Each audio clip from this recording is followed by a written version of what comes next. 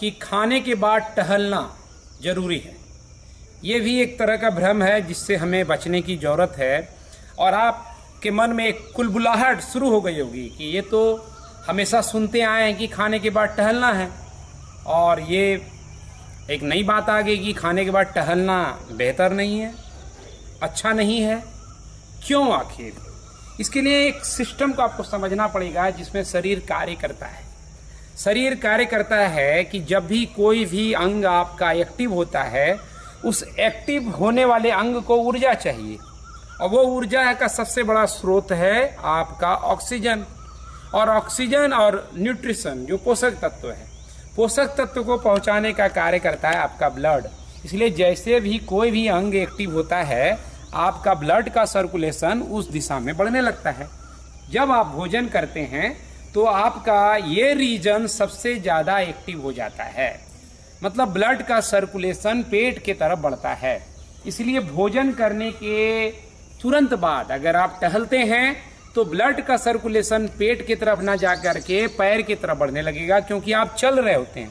और चलना एक एक्शन है और जो पाचन क्रिया से ज़्यादा तीव्र दिखेगा।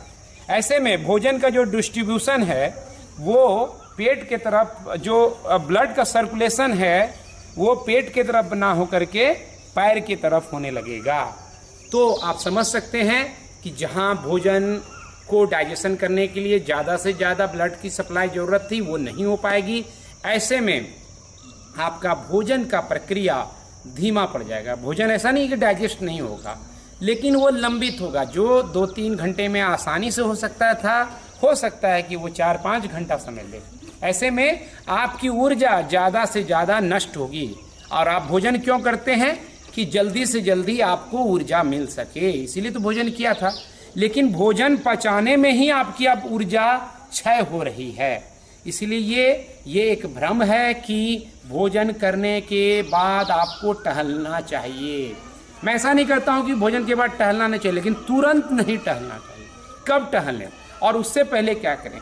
योग ने क्या कहा इसको समझें। योग ने कहा कि भोजन के बाद वज्रासन करना चाहिए। इसमें आपकी ज़्यादातर लोगों की सहमति होगी कि वज्रासन करना चाहिए। क्यों वज्रासन करने कहा गया योग में? देखिए, वज्रासन आप किए, नी को बैंड कर दिया हमने, बैठ गए, तो जैसे ही नी बैंड होने से आपका पाइप बंद हो गया ब्लड सर्कुलेशन का, अब ज़्यादा ब्लड नहीं जाएगा। इसीलिए आप ज़्यादा देर वज्रासन में बैठते हैं तो आप फील करते हैं कि नमनेस आ गया है, झुनझुनी जिसको कहते हैं हम लोग अपनी भाषा में गाँव में, यानी ब्लड सही तरीके से पहुँच नहीं पा रहा है, तो ब्लड रुक गया। अब ज्यादा ब्लड रुकने की वजह से क्या हुआ, जो नी से नीचे नहीं जा रही है आपके पेट की तरफ जाएगा।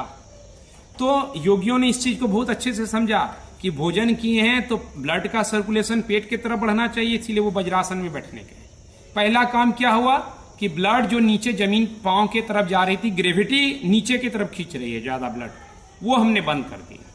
अब सर्कुलेशन यहाँ आ रहा है। फिर वज्रासन अपने आप में एक ध्यानात्मक आसन है, मेडिटेटिव पोज, कि यहाँ पर बैठ करके आप ज़्यादा से ज़्यादा पेट पे ध्यान दीजिए, सांस पे ध्यान दीजिए, बिल्कुल रिलैक्स होइए। तो इधर उधर जो मन चलने से आपका सर्कुलेशन अलग दिशाओं में जा रहा था वो बंद होगा। तो इसीलिए आप भोजन के तुरंत बाद वज्रासन में बैठें, चलें बिल्कुल नहीं, ये चलना गलत है। चलें कब? बहुत देर आप बैठ गए, कंफर्ट हैं, थोड़ी देर अगर वज्रासन में बैठने में आपको कंफर्ट नहीं है तो सुखासन में भी बैठ करके आप थोड़ी देर शांति से मेडिटेटिव पोजीशन में रहिए, ये सबसे बेस्ट है। या अनुलोम विलोम कीजिए, भ्रामरी कीजिए। मैं कहता हूँ हमेशा कि कोई भी स्लो डीप ब्रीदिंग, खासतौर पर अनुलोम विलोम प्राणायाम, भ्रामरी प्राणायाम, ये आप भोजन के बाद भी कर सकते हैं, क्योंकि इससे मन की शांति होगी। ज़्यादा मन की शांति, ज़्यादा पाचन बेहतर, क्योंकि साइंस यही कहता है रिलैक्स एंड डाइजेस्ट। इसलिए आपको जब ज़्यादा भोजन करते हैं तो नींद जैसे आती, क्यों? क्योंकि नींद से आपका ब्रेन कम काम करेगा और डाइजेशन की तरफ ऊर्जा ज़्यादा जा पाएगी।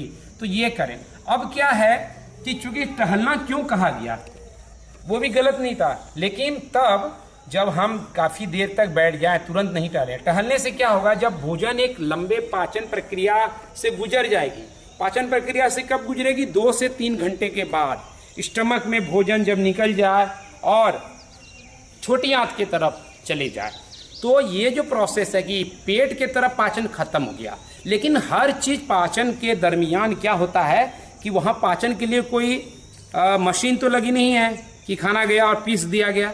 वहाँ पे एसिड की बारिश होती है जैसे भोजन आता है, और जहाँ एसिड होगा वहाँ गैस बनेगा।